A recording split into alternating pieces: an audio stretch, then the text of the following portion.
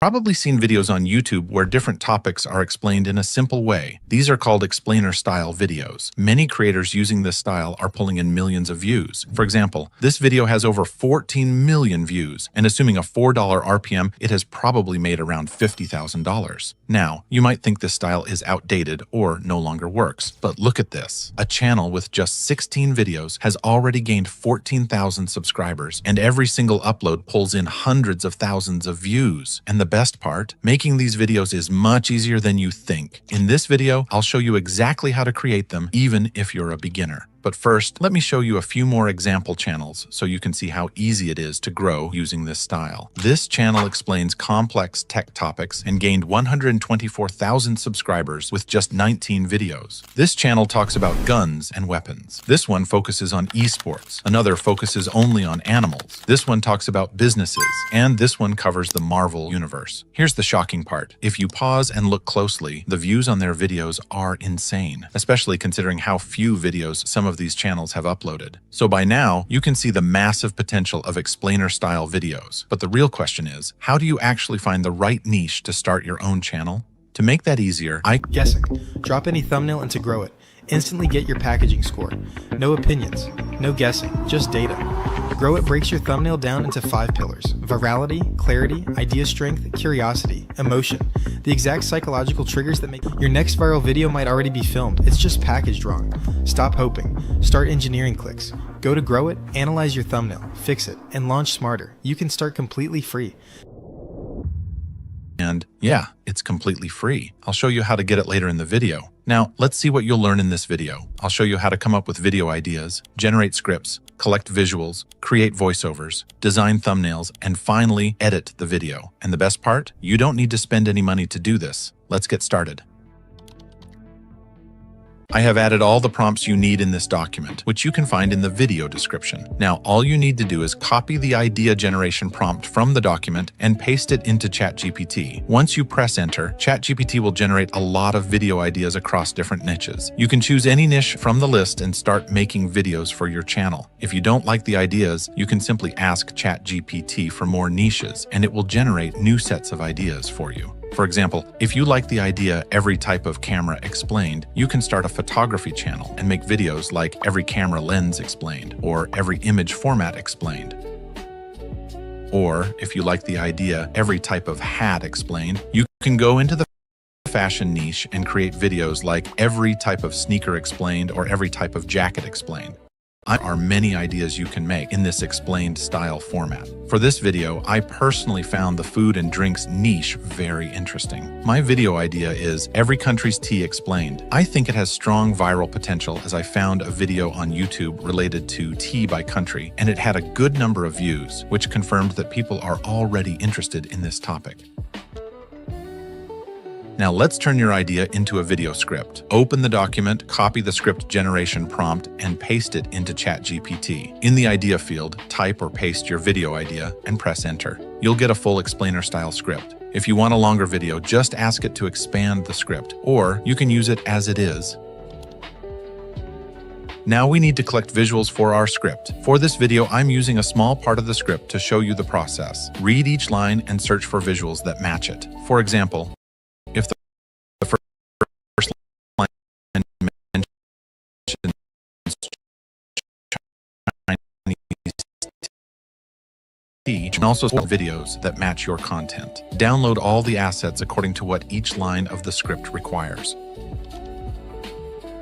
For voice generation, you can use tools like 11 Labs or Google AI Studio. Choose any middle-aged male voice with a storytelling style. I'm not suggesting a specific voice, so your channel doesn't sound the same as everyone else's. Picking or creating your own voice helps your channel feel more unique. Before editing, we need to generate our video thumbnail. In these kinds of videos, the thumbnail is also used in the intro. You don't need any special software for this. Open the document, copy the thumbnail prompt, and paste it into ChatGPT. Now, you'll need to give it two things. First, the number of items or things explained in your video script. For example, things, countries, tea. I write tea followed by all the country names in the correct order from the script. Once both fields are filled, press enter. your thumbnail will be generated. Sometimes ChatGPT may include unwanted items like kettles or plates. That's normal. Just tell it to remove anything unnecessary, press enter again, and your thumbnail will be ready. Save it, as you'll need it for editing. Here's another example to make it easier. Let's say you're generating a thumbnail for every type of seafood explained. Write all the seafood names from your script and put seafood before them. In the first field, type the number of items you listed, for example, 8, and press enter. Boom, your thumbnail is ready. If you want a vector-style thumbnail like some popular explainer channels use, simply type a small prompt like this. When you hit enter, ChatGPT will generate a clean vector-style version. Finally, download it and fit it into a 16:9 frame using any editing app. That's it. Now let's start editing the video. I'm using Premiere Pro, but you can also use CapCut or any other software. The process is basically the same in any program. First, create a new sequence for your YouTube video. I named mine Tea Explained. Create a separate folder for each country to keep all your assets organized. Then add all the China assets into the China folder so everything is easy to find when you start editing. Now, import your voiceover and place it on Create to cover the entire voiceover. Next, import the thumbnail we generated earlier using ChatGPT and fit it effect. Then add it to the thumbnail image. Move 2 frames forward using the right arrow key. Then click the position and scale stopwatch icons to add starting keyframes. Move 20 frames forward using Shift plus right arrow. Then adjust the position and scale so the China tea part comes to the center. Let's watch it. China. Now add your first image to the timeline. Scale it and position it to match the voiceover. If you're adding a video clip, remove its audio layer and place it properly on the frame. Go to the effects panel, search for the crop effect, add it to the video layer, and adjust the crop to remove any parts you don't need. If the video feels too slow, right-click the layer, select speed and duration, and increase the percentage as needed. Then type your text. Then go to Essential Graphics to change the text color from white to black and set the font to Comic Sans. You can use any font you like, but this one is commonly used in this type of video. If you don't have it, you can easily download it from Google. Finally, position the text properly below the image. This is essentially all you need to do when editing this type of video. Place images, video clips, PNGs, and text on the white background one by one according to the voiceover. For animating the thumbnail image when switching to a different country, copy the first thumbnail layer, or hold the Alt key and drag it to the next country. Select the layer, go to Effects Control, delete the previous keyframes, and move the remaining keyframes to the start. Move 10 frames forward with Shift plus right arrow, then adjust the X position so the next country moves to the center. Let's watch it. India. Repeat this process for all other countries. Finally, import any background music and add it to the timeline. Open the Essential Sound panel. If you don't see it, go to Windows and enable it. In the panel, go to Presets and choose the Balanced Background Music preset. Lower the volume to around -15 to -20. In this type of explainer video, background music doesn't matter much, but keeping it low makes the video more engaging without distracting from the content. I've completed editing the video, which didn't take much time. Now let's watch it in full screen. China. Chinese tea is the foundation of global tea culture and the birthplace of nearly every major tea type. Green, black, white, oolong, and pu'er all trace back here, shaped by region, climate, and processing style. Tea in China is more about craftsmanship, often shared as a social and cultural act. India. Indian tea is bold, strong, and deeply woven into daily life. Large-scale cultivation during the British era led to famous regions like Assam and Darjeeling, each with a distinct character. Tea here is often boiled with milk, sugar, and spices, turning it into a comforting, energizing staple. Turkey. Turkish tea is strong, dark, and served in small tulip-shaped glasses. It is brewed using a double teapot system that allows drinkers to adjust strength. Tea in Turkey replaces coffee in many daily moments and is offered almost everywhere from homes to shops. You spend hours editing, color grading, sound design, perfect cuts. You export it, watch it back, and think, okay, this is fire. You upload it. You wait. And another through. Packaging is. Because you see the effort, you remember the late nights. But your audience, they only see the thumbnail and title, and that decision takes 0.8 seconds. If you want your next video to win, you have to drop one thing. Guessing. Drop any thumbnail into Growit. Instantly get your packaging score. No opinions, no guessing, just data. Growit breaks your thumbnail down into 5 pillars: virality, clarity, idea strength, curiosity, emotion. The exact psychological triggers that make people click. You'll see what's weak, what's confusing, what's killing your CTR, and then fix it in one click. Same video, new positioning, new hook, new packaging, or generate a new concept from scratch. Recreate proven viral formats. Test multiple variations, compare scores, optimize before you ever upload. Because views aren't luck, they're engineered. Your next viral video might already be filmed, it's just packaged wrong. Stop hoping, start engineering clicks. Go to Growit, analyze your thumbnail, fix it, and launch smarter. You can start completely free.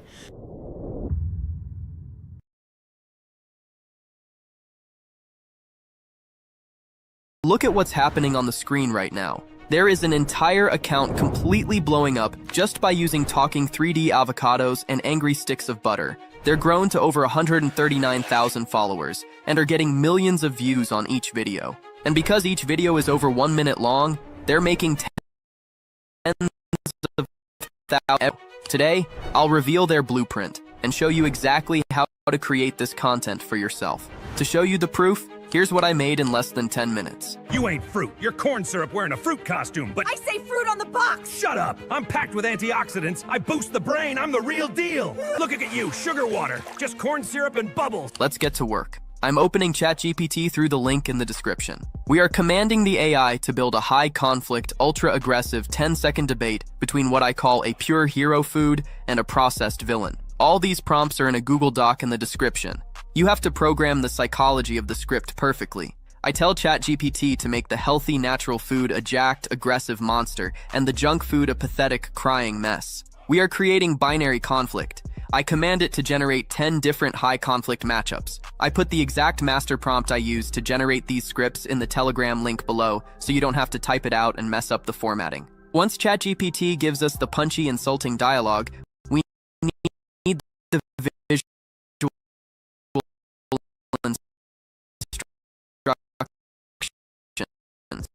AI stating position, highly detailed textures, and expressive facial features. We are building an entire cinematic universe of angry, steroid-pumped groceries. My private community is already scaling this exact method. They already know about this niche, and they get early access to what's going viral, so make sure you join them. We are taking those hyper-detailed visual prompts and heading over to Google's Flow. You can find the link in the description. This platform is running their new image model, and the outputs are terrifyingly good. We are not jumping straight to video. That's how you burn your time and your credits. We need absolute granular control over the aesthetic. I'm pasting our ChatGPT image prompt straight into Flow to generate the first image. Boom! Look at the insane detail it kicks out. The pure, unadulterated rage on that 3D character's face. The split screen dynamic is built right in.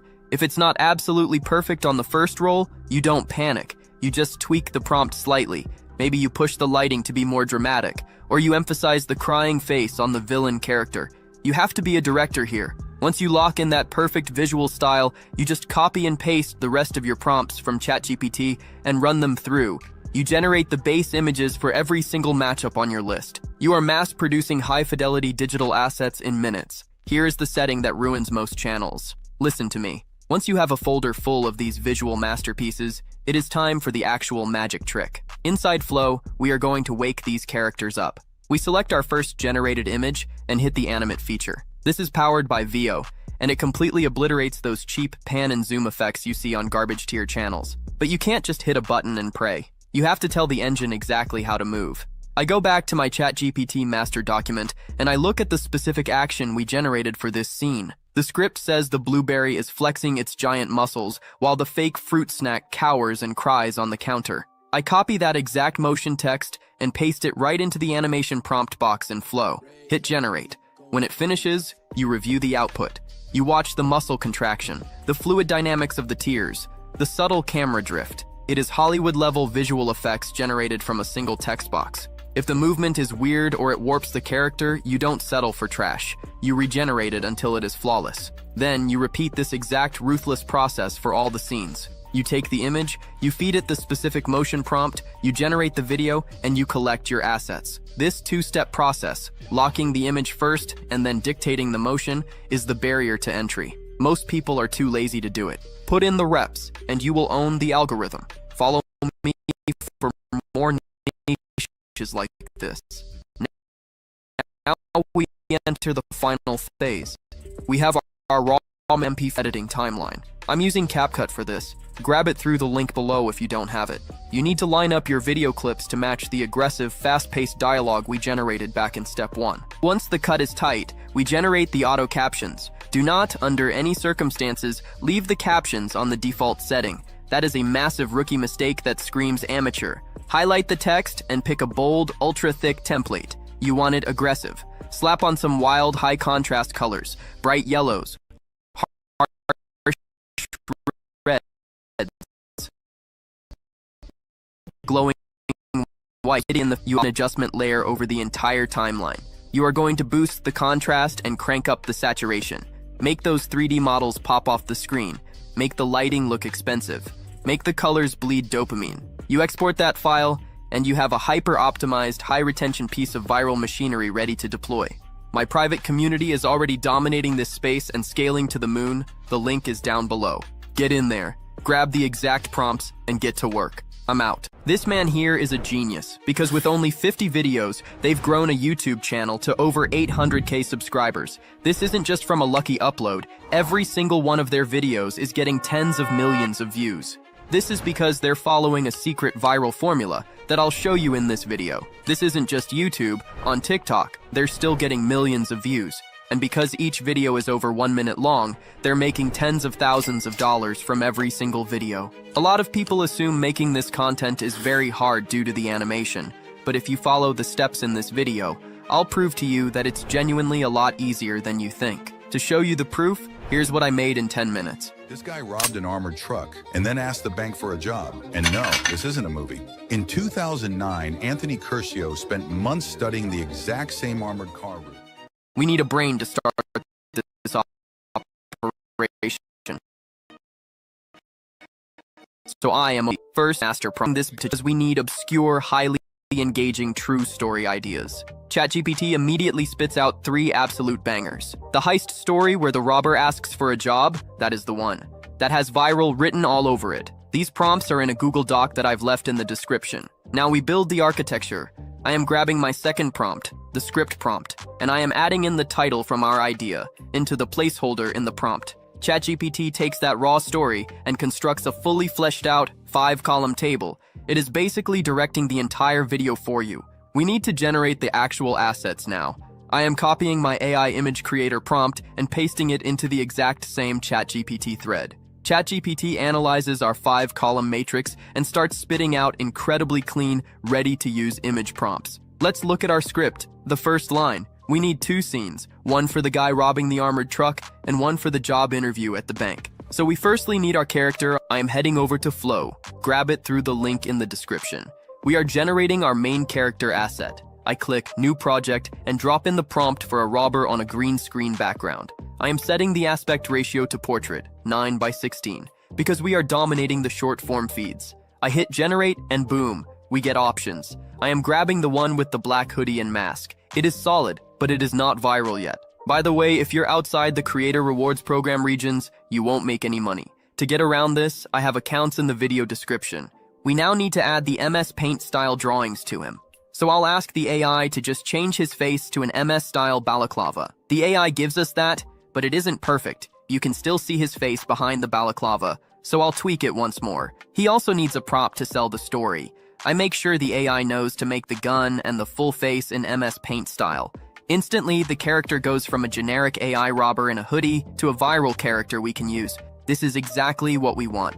I am smashing the download button in the top right, selecting the original size to keep the quality absolutely crisp, and saving it to my drive. I'll summarize this as it takes a while. You can see I've fast-forwarded the process, but you need to generate all your characters for each scene. You can see this is my character for the job interview, for example, and then you need to generate the background images. Just paste in the background image prompt you got from ChatGPT, or make one yourself. So for each scene, we have our character and our background visual. Alright, so just go ahead and generate all your scenes. Now we need to make sound effects and voiceover. Head to 11 Labs, paste in your ChatGPT script, and you now need to pick a voice. I'll go with Brian. So just hit generate on this, and that's your voiceover done already. Now let's make some sound effects. Head to the sound effects tab of 11 Labs, and we need to start imagining what happens in each scene. So for the first scene, which is a preview of the robbery, I want a sound effect of a gun cocking, for example. So I'll prompt for just that and download the best of the 4 sound effects we get. Next, we have the job interview, so I think some distant office chatter would be good. So I'll go with just that. Prompt it in, pick the best one, and download. Now just do this for all your scenes, and you're golden. By the way, if you want to get access to the best niches before I showcase them on YouTube, my private community is the best investment you'll make. Try it. You never know if the niches in there could change your life. Time to stack it all together. I am opening CapCut, link in the description. First, I am dragging my finalized 11 Labs voiceover track right onto the timeline. Now we need to remove the dead air. To do this, hit B on your keyboard to use the splitting tool and start cutting all around the dead air in the timeline. Then press A to bring up the select tool, delete the dead air, and drag all the voiceover sections together. Then, I am grabbing all those generated background images we made earlier and dropping them onto the layer directly above the audio. Now, we sync. I am manually trimming the edges of every single image clip so the backgrounds switch exactly on the beat of the voiceover. Pacing is everything. Obviously, you'd have more scenes than me, I just have less so I don't repeat myself for ages. Now for the magic trick. I am dragging our green screen image of the robber onto a brand new layer right above the backgrounds. I go over to the right panel, smash video, hit remove BG, and activate the chroma key. I grab the color picker, click on the neon green, and crank that intensity slider up until the green is completely wiped from existence. I scale him down, drop him onto the street level of the background, and suddenly he is actually living inside the scene. Now I'll show you how to make this effect where he bursts onto the scene, and it's super easy. Firstly, position the robber where you want him to appear on the screen, and move the playhead slightly away from the start like I've done. Now you need to head to the top right, and click this diamond symbol to make a keyframe. Now move the playhead to the start of the image, and we're then going to drag our character off the screen. Now you can see we now have this clean animation. But static images are dead media. We need camera movement. I am jumping up to the effects tab, hunting down the shake effect, and dragging it onto our character. I am turning the speed and strength way down. I just want that subtle, raw, handheld camera vibe. It makes the AI feel human. Now let's create a walking effect, as this is a super popular one you'll use when making these videos, and the job interview scene is perfect for this. So get your character that's made for the job interview and do the same green screen removal process we've just done. Now, to make the walking effect, position your keyframe at the start, and then scale him down a bit, and also slightly out of frame like I've done here. Now go forward a bit on the timeline, and add another keyframe by moving and scaling him up a bit. Now we have this motion, it looks good but not perfect, so let's fix it. About a third of the way through, change the rotation by a few degrees, like so. Now go another third through, and add the same rotation, but in the opposite direction, like so. Now at the end, set the rotation back to 0. Now when I play this clip, it looks a lot smoother. I'll fast forward this part, but I'm just adding a bit more rotation and movement throughout the scene. Alright, I'll fast forward this part, but I'm adding in the rest of our characters and their motion. Basically imagine what your character would be doing in those scenes, and add it to your video. Now we need to add in the sound effects we made in CapCut. Just layer them in below the scenes we created them for, so the gun cock for the start, the chatter for the job interview, you get the point. Next, we need captions, because nobody listens with the sound on initially. I am clicking the text tab, hitting auto captions, and letting CapCut generate the track. But standard white text is a death sentence for your CTR. I am diving into the text templates and grabbing a hyper-aggressive, bold, yellow and white style. It snaps onto every subtitle automatically. I'll also position this at the top of the screen so it doesn't ruin our scenes. To make the robber pop even harder in the climax, I am clicking the background image, hitting the adjustment tab, and increasing the saturation slider. It gives the whole scene more vibrant, cinematic look. I'll also increase the vignette to keep the viewer focused on the center of your screen. The last thing we'll do is add audio. Head to the audio tab and add in a dramatic violin track to increase the tension of the video. Once it's in place, head to the top right and lower the volume to around -25 decibels. That's the video ready, so you can now export it. My private community is already scaling this method. Click the link below to get inside before this niche gets completely saturated. Bye. The Great Depression. On the morning of October 29th, 1929, the air in Wall Street was thick with tension. The once booming stock market, an unstoppable force of wealth and ambition, suddenly crumbled. Black Tuesday had arrived. In a matter of hours, fortunes vanished. Men in crisp suits stood in disbelief, watching stock prices plummet. The trading floor erupted into chaos as panic spread like wildfire. But this wasn't just a bad day on Wall Street. It was the beginning of the worst economic catastrophe in modern history. For years, America had been riding high on the wave of the Roaring '20s, an era of soaring stocks, easy credit, and boundless optimism. Everyone wanted in. Ordinary people poured their savings into the market, believing stocks could only go up. But beneath the surface, danger loomed. Speculation ran rampant, and banks, hungry for profits, recklessly lent money to investors who had no means to repay. The market had become a fragile house of cards, and on that fateful October day, it all came crashing down. As stock prices collapsed, the domino effect began. Banks, heavily invested in the market, failed one after another.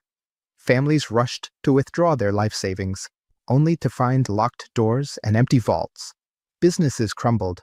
Jobs disappeared. Unemployment skyrocketed to a staggering 25%. Breadlines stretched for blocks. In rural America, farmers lost their land to ruthless foreclosures, while the Dust Bowl turned once fertile fields into barren wastelands. The pain wasn't confined to the U.S. The Great Depression rippled across the globe, shattering economies from Europe to Asia. Nations turned inward, raising tariffs in desperate attempts to protect themselves, but instead, they suffocated global trade. For years, governments scrambled for solutions. In America, President Franklin D. Roosevelt launched the New Deal, a bold experiment of public works, financial reforms, and social safety nets. It was a lifeline, but recovery was slow. Ultimately, it wasn't policy but war that ended the Depression. The outbreak of World War II reignited industry, fueled mass employment, and restored economic stability. The 1973 oil crisis. In October 1973, a silent but devastating weapon was unleashed, not with bullets or bombs, but with barrels of oil. The Organization of Arab Petroleum Exporting Countries, OAPEC, turned off the taps, imposing an embargo on nations that supported Israel during the Yom Kippur War. Almost overnight, the world's most powerful economies found themselves gasping for fuel. What followed was economic chaos on an unprecedented scale. Oil prices didn't just rise, they quadrupled, jumping from $3 per barrel to nearly $12. Gas stations in the United States became battlegrounds. Endless lines of desperate drivers snaked around blocks, waiting hours for a rationed tank of gas. Some stations ran dry. Others imposed limits. Suddenly, a routine trip to work or the grocery store became a costly decision. But the crisis was more than just an inconvenience at the pump. It sent shockwaves through the global economy. The cost of everything, from food to transportation, skyrocketed. Businesses, crippled by soaring production costs, cut back on operations. Jobs vanished. Inflation soared. Growth stalled. Economists scrambled for answers as the world faced a terrifying new reality. Stagflation, a rare and devastating mix of stagnant growth, rising unemployment, and runaway inflation. This wasn't just an oil crisis, it was an energy wake-up call. Industrialized nations had long relied on cheap Middle Eastern oil, but now that dependency had turned into a vulnerability. Governments were forced to rethink their energy strategies. The crisis pushed the world toward new solutions: fuel efficiency, alternative energy sources, and strategic oil reserves. The power dynamic had also shifted. Oil-exporting nations, once seen as suppliers, had become economic kingmakers, holding immense leverage over the world's most powerful economies. The 2008 global financial crisis. It started with a dream: homeownership for everyone. In the early 2000s, banks and lenders fueled an unprecedented housing boom, handing out mortgages to anyone who asked, even those with shaky credit. Home prices soared, and Wall Street saw an opportunity. Instead of questioning the house of cards they were building, financial institutions doubled down. Banks bundled risky subprime loans into complex financial products called mortgage-backed securities, or MBS, and collateralized debt obligations, or CDOs. These were then sold to investors around the world, stamped with AAA ratings by credit agencies that either didn't understand or didn't care how fragile they really were. For years, the system seemed unstoppable. Investors profited. Banks thrived. Homeowners believed prices would never fall. But cracks began to show in 2006 when housing prices peaked. As values dropped, homeowners found themselves owing more than their homes were worth. Mortgage defaults surged. Then came 2008, the year the world unraveled. Lehman Brothers, a giant investment bank, collapsed overnight, sending shockwaves through global markets. The financial system, built on bad debt and reckless speculation, froze. Banks stopped lending. Stock markets nosedived. Trillions of dollars vanished. Governments scrambled to prevent total economic collapse. The U.S. government poured $700 billion into failing banks through the Troubled Asset Relief Program, TARP. Central banks slashed interest rates to near zero. Stimulus packages flooded the economy in a desperate attempt to restore confidence. But for millions, the damage was done. Homes foreclosed. Jobs disappeared. Savings evaporated. The crisis plunged the world into a deep recession, exposing the greed, poor oversight, and systemic fragility that had fueled the meltdown. In the aftermath, governments imposed tighter regulations, including the Dodd-Frank Act, aimed at preventing another catastrophe, the COVID-19 pandemic. At the start of 2020, the stock market was unstoppable. The S&P 500 and Dow Jones were soaring to record highs, fueled by a strong economy and investor optimism. But in the shadows, an unseen threat was spreading, one that would bring markets to their knees faster than ever before. In late 2019, news of a mysterious virus emerged from Wuhan, China. At first, few paid attention. The markets shrugged off the headlines. But as February 2020 arrived, the virus spread beyond China to Italy, Iran, and the rest of the world. What seemed like a distant health crisis suddenly became a global emergency. Then came March, the month the markets crashed. Panic erupted as governments locked down entire economies. Businesses shuttered overnight. Supply chains froze. Investors, fearing a worldwide recession, rushed for the exits. Within weeks, stock markets crumbled. The Dow Jones suffered its three worst single-day point drops in history: March 9th, March 12th, and March 16th, falling nearly 13% in a single session. These days became known as Black Monday, Black Thursday, and Black Monday again. Just when it seemed things couldn't get worse, an oil war between Saudi Arabia and Russia sent oil prices into freefall, adding more fuel to the fire. It was chaos. But governments and central banks fought back. The U.S. Federal Reserve slashed interest rates to zero and unleashed massive stimulus programs. Congress passed the CARES Act, a historic $2.2 trillion rescue package that sent direct payments to citizens and propped up businesses. Around the world, policymakers scrambled to contain the economic fallout. Despite the devastation, something extraordinary happened. By April, whispers of vaccine development and the rise of the stay-at-home economy, led by tech giants like Amazon and Zoom, sparked a historic rebound. Stocks climbed at a record pace. By August 2020, the S&P 500 had fully erased its losses, marking the shortest bear market in history. But beneath Wall Street's recovery, Main Street was suffering. Small businesses collapsed. Unemployment soared. The crisis exposed a deep disconnect between financial markets and the real economy, a divide that still lingers today. The COVID-19 crash wasn't just a financial meltdown. It was a reminder of how fast fear can spread, how crucial government intervention can be, and how unpredictable the global economy truly is. Because in 2020, the markets didn't just fall. They plummeted, rebounded, and left the world forever changed. History has shown us, again and again, that no economy is immune. Crashes happen fast, recoveries are slow, and the lessons are often forgotten. So the question is, what will trigger the next collapse? Make sure you're prepared. Hit subscribe and join us as we break down the past to predict the future better.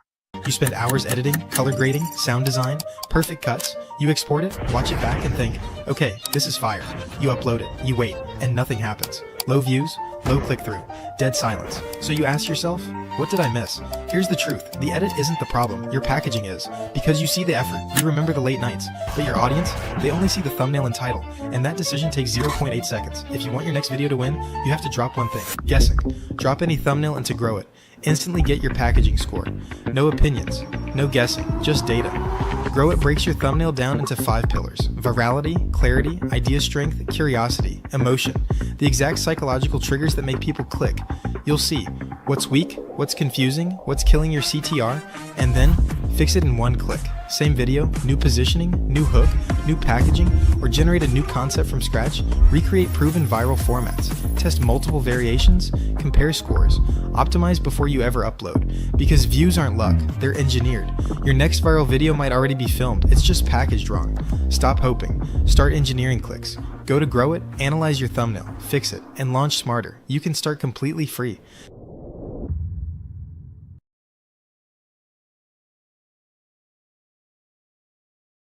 December 2008. Bernie Madoff drops a bomb. It's all a lie, one big lie. $65 billion. Zero trades. This is the story of history's greatest financial illusion and how it unraveled in a single sentence. To understand the con, you have to understand the man and how he built trust before he broke it. Before Bernie Madoff became the human embodiment of whoops, there goes your retirement, he was something way more dangerous. A respectable guy. You see, Bernie played the long game. He built his empire wearing a tailored suit and a disarming smile. In the early 1960s, he launched Bernard L. Madoff Investment Securities, LLC, with a humble $5,000. Picture it, young Bernie, fresh-faced and ambitious, making cold calls and placing trades. But here's where it gets interesting. Madoff wasn't just pretending to be legit, he was legit. For decades, he ran a bona fide brokerage business that was widely respected. In fact, he was a pioneer in electronic trading and helped shape the very fabric of modern markets. He even served as the chairman of the NASDAQ stock exchange 3 freaking times. That's not a side gig you land if people think you're running a Ponzi scheme out of your mom's basement. While his criminal scheme simmered in the background, his legitimate trading business operated in parallel. Madoff split his operations into 2 floors. Upstairs, real trades, normal stuff, people doing finance. Downstairs, a vault of fake numbers, a room full of fiction. Think of it like a financial mullet. Business in the front, Ponzi in the back. And Madoff had charisma. Oh, did he have charisma? The kind of smooth, quiet confidence that makes you feel like you're being let in on a secret.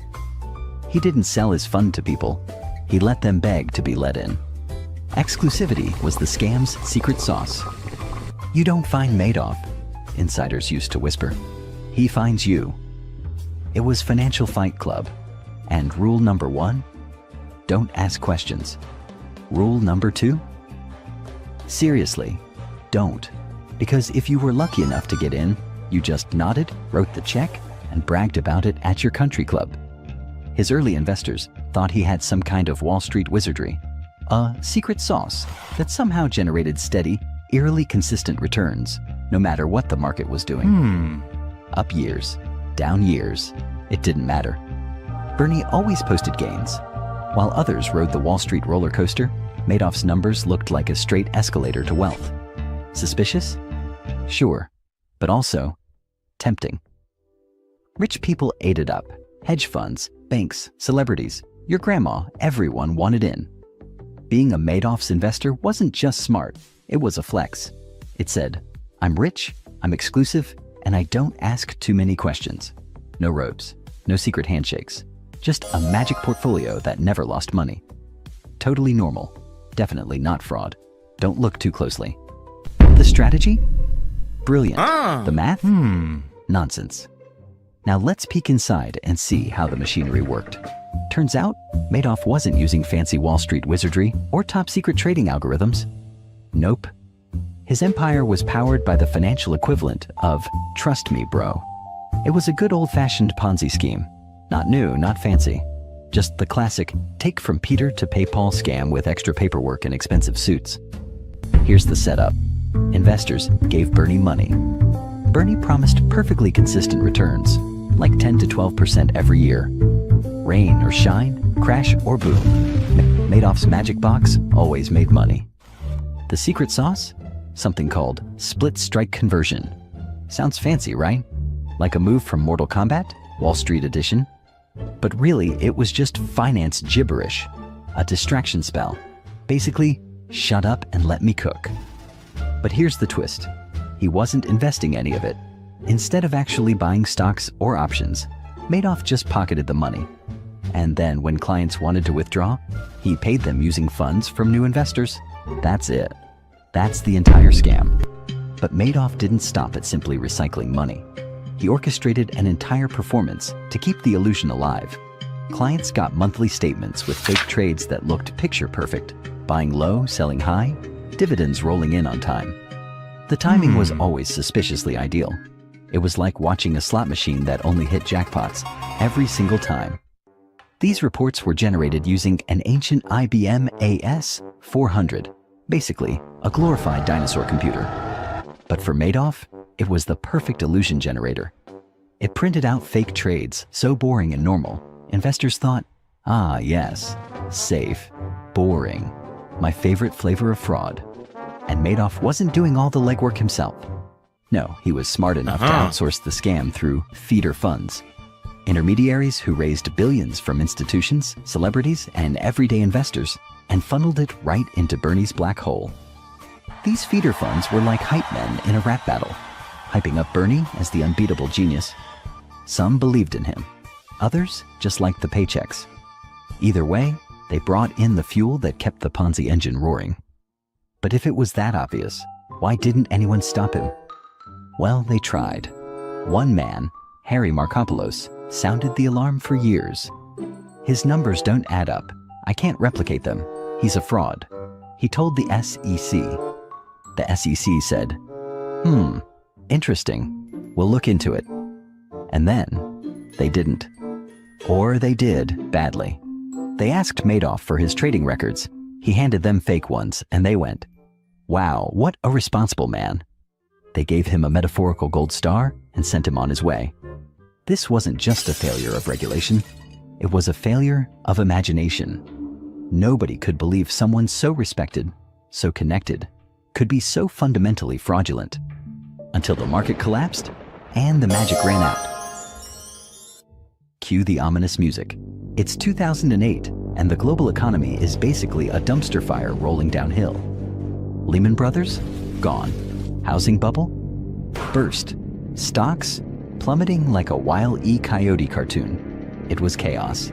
And in the middle of it all, Madoff's investors, once loyal and quiet, started panicking. They wanted their money back. But here's the problem. Madoff didn't have it. His whole empire relied on new money flowing in to pay off old money going out. But in a crisis, new money dries up. Withdrawals skyrocketed. Bernie faced $7 billion in redemption requests and had just a few $100 million in actual cash. And that's when the illusion started cracking. Behind the curtain, not a wizard, just a guy with empty pockets and a whole lot of fake math. On December 10th, 2008, Bernie invited his two sons, Mark and Andrew, into a quiet room. These sons were executives in his firm, but not part of the fraud. And then, without ceremony, he said, It's all one big lie. Imagine hearing that from your father, your boss, someone you trusted your whole life. No elaborate confession, no sob story, just cold, clinical truth. And to their credit, the sons didn't hesitate. They lawyered up, and the very next day they turned him in, December 11th. Ding dong, FBI calling. Madoff greeted them at the door like a man accepting his fate. No resistance, no lawyers, no drama. There is no innocent explanation, he said. And just like that, the illusion completely shattered. The media went nuclear. A scandal of this scale, this famous, this tragic, was gold for the news cycle. Bernie Madoff, once Wall Street royalty, was now public enemy number one. His face was on every screen. His name was poison. Victims emerged from every corner: celebrities, charities, banks, retirees. Some lost millions. Others lost their entire life savings. And the tragedy wasn't just financial. It was emotional, existential. People had trusted Bernie. They admired him. Some even loved him. And in the span of 24 hours, that trust turned to ash. When the smoke cleared, Bernie Madoff wasn't just a disgraced financier. He was the face of a broken system. In June 2009, Madoff stood in court and pled guilty to 11 federal felonies. He didn't beg. He didn't deny. He took it all on the chin. The judge handed down a 150 years in prison, a sentence so long it basically said, "You broke capitalism. Please rot accordingly." Meanwhile, the SEC got torched. Congressional hearings tore into the agency's failures.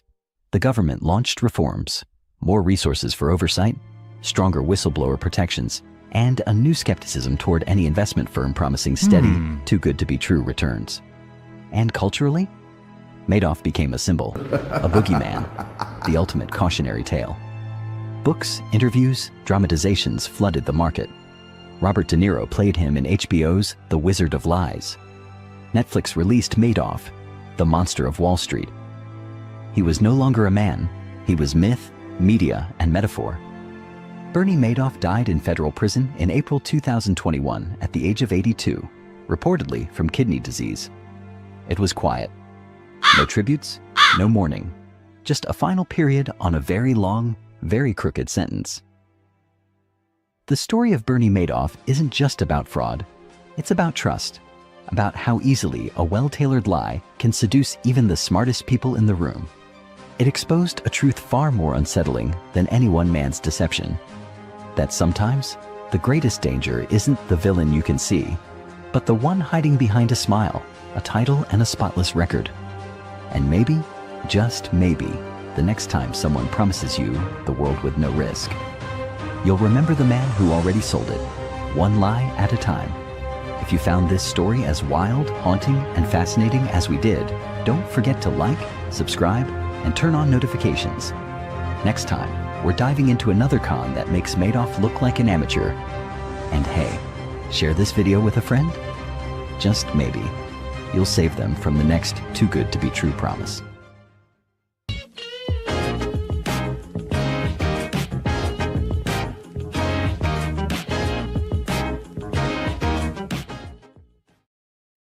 September 2008. A 158-year-old bank collapsed overnight. $600 billion gone.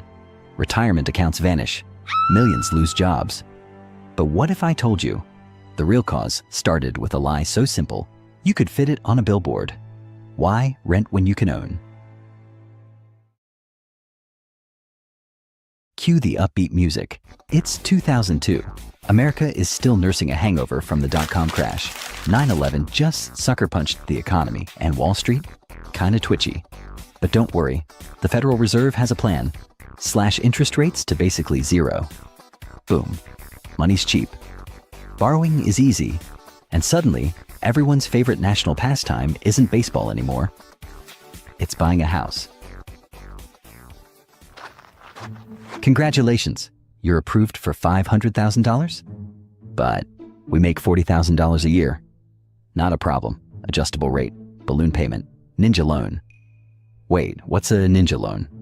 No income, no job, no assets, no problem.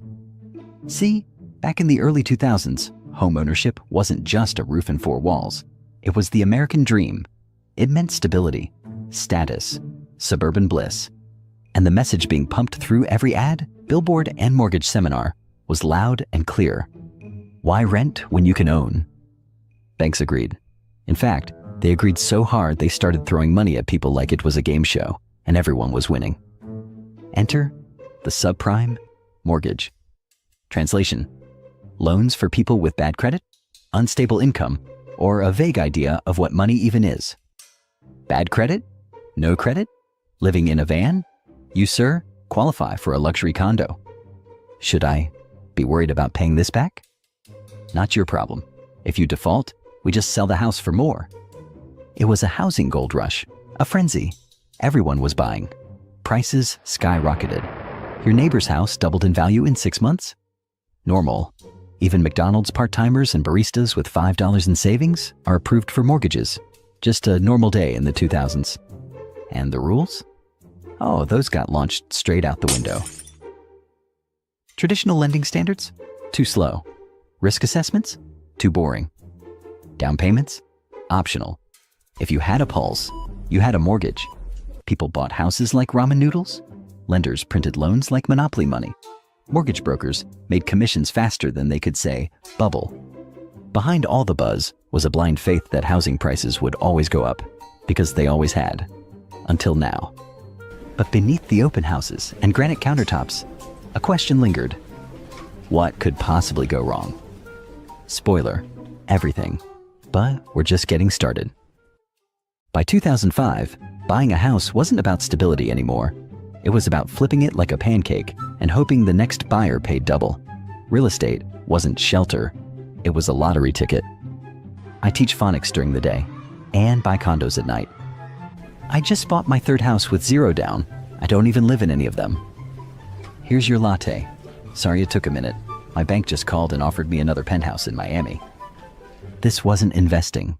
It was a national obsession. Buy, flip, profit, repeat. And the more people joined in, the higher prices soared. The higher they soared, the more people rushed in. It was like trying to put out a fire by throwing gasoline at it, and everyone had a match. But beneath the red-hot exterior, rot? Those subprime mortgages everyone was gorging on? They were bad. Like, actually bad. High risk, low doc, barely verified debt. But Wall Street had a magic trick. They bundled all that junk together, slapped a label on it, and sold it to investors as safe. Introducing mortgage-backed securities. Now with 80% more lies. How do you make toxic loans look like gold? Easy. You get the ratings agencies to call them AAA. This one's got bankrupt baristas and unemployed gym bros. Seems all right. Here's the part they don't put on the brochure. The ratings agencies were getting paid by the banks they were rating. It's like hiring a food critic, then telling them they won't get paid unless they call your raw chicken Michelin-starred. Behind closed doors, the raters knew. This bundle is a sack of shit. But Wall Street wasn't done cooking. They took those shaky mortgage bundles and blended them into something even more complicated. Collateralized debt obligations, CDOs. Through financial alchemy, garbage loans became investment-grade assets. Actually, not everyone was fooled. A handful of investors, oddballs, skeptics, troublemakers, read the fine print. They saw the rot inside the boom. And instead of buying in, they asked a bold question. What if we bet against it? The problem? There was no product that let you do that. So they marched into Wall Street's marble fortresses and said, "These loans are garbage. We want to short them. Can you build something that pays us if they go bust?" You want to bet against the housing market? That's adorable. Fine. You want insurance? We'll write it. You pay us monthly, and when nothing happens, we pocket the premium. Everyone wins, especially us. I mean,